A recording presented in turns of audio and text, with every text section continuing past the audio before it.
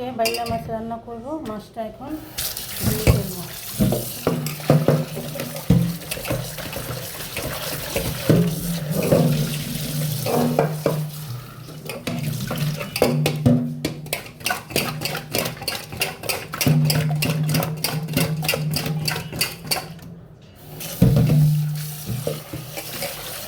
মাছটা আমি ধুয়ে লবণ দিয়ে মেখে দিয়েছিলাম।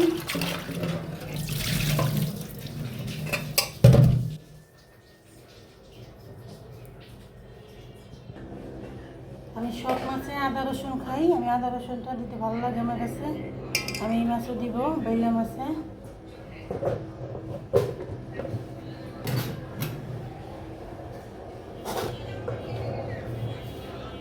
সামান্য লবণ দিয়েছি। আমি সাধারণ উপকরণ দিয়ে মাছটি রান্না করব ঘরোয়া পদ্ধতিতে। 1 চামচ হলুদের পাখি দিয়ে দিলাম, আমরা বাঙালিরা যেভাবে খাই। 1 চামচ মরিচের ফাঁকি দিয়ে দিলাম। এখন মাছটি আমি ভালো করে মেখে নেব।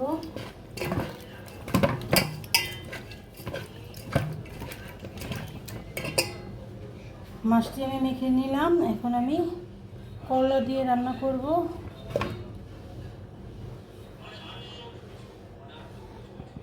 এই করলাটি আমি এখন কেটে নিব।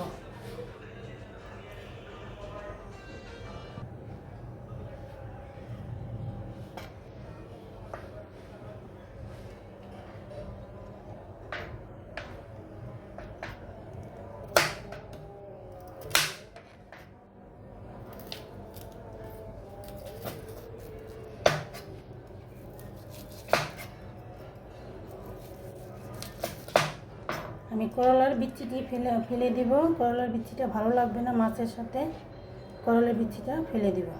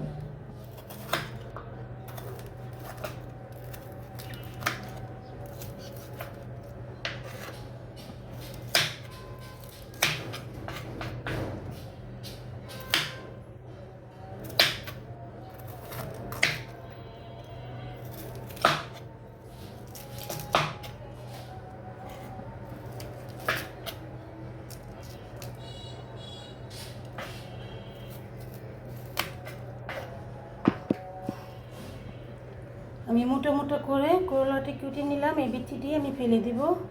সবটি করলা করে কেটে নিলাম।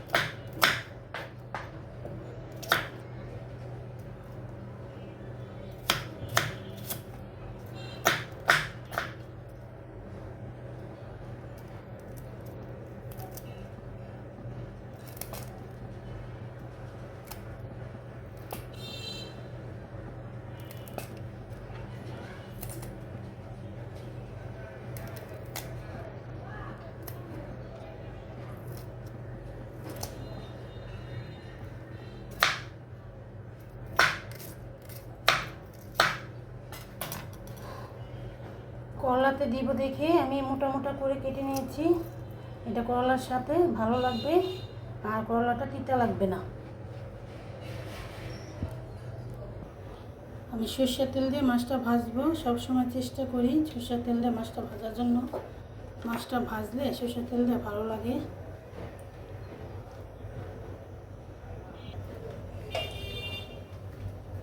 বিসমিল্লাহির রহমানির রহিম।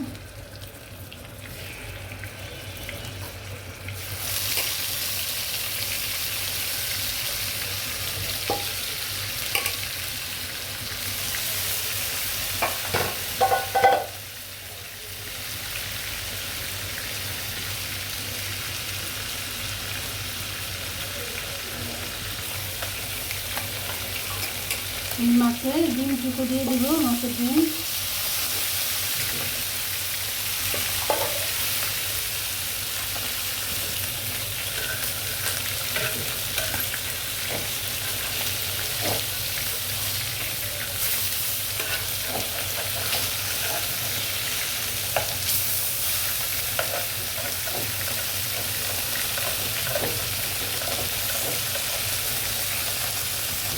আমার মাছটি ভাজা হয়ে গেল, আমি মাছটি এখন হাতে করবো। বিসমিল্লাহ।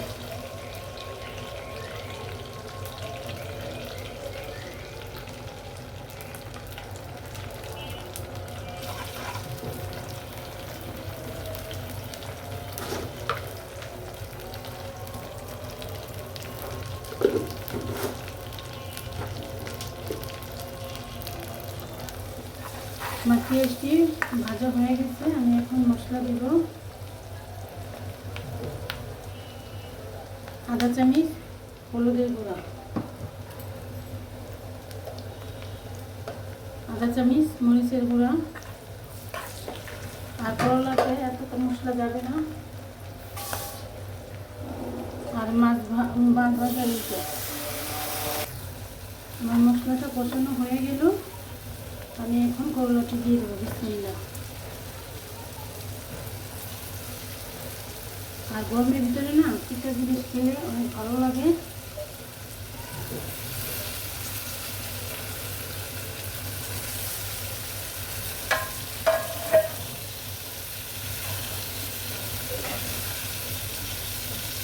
আমি করলাটি ভালো করে কষিয়ে নেব। দেখি আমার তরকারিটা কি অবস্থা।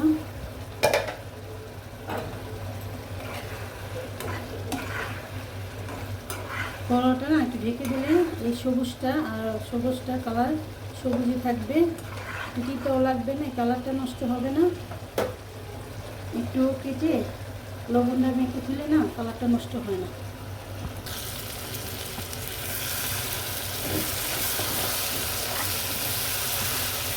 আমার করলাটা কষানো হয়ে গেল।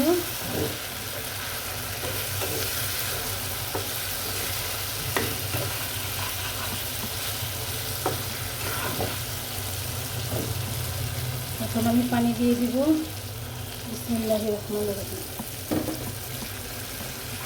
পানিটা আমি আর দিব না, এতটুকু দিব। আমি আঠা আঠা রাখবো ঝোল, আমি এতটুকু পানি দিব।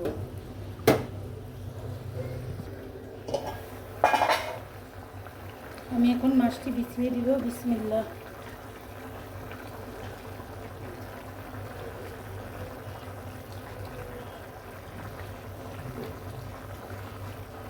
এর ডিমটি এক সাইডে দিয়ে দেব আমি।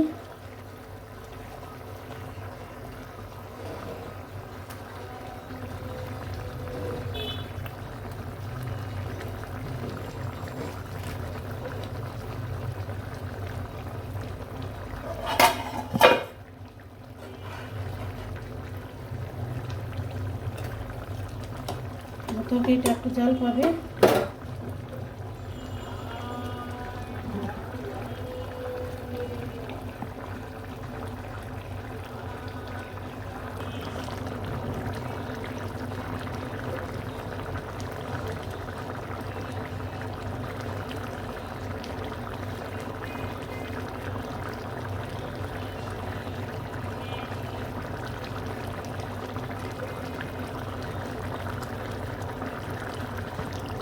চাইলে এইভাবে আপনারা রান্না করে খেয়ে দেখতে পারেন, খুব ভালো একটা তরকারি।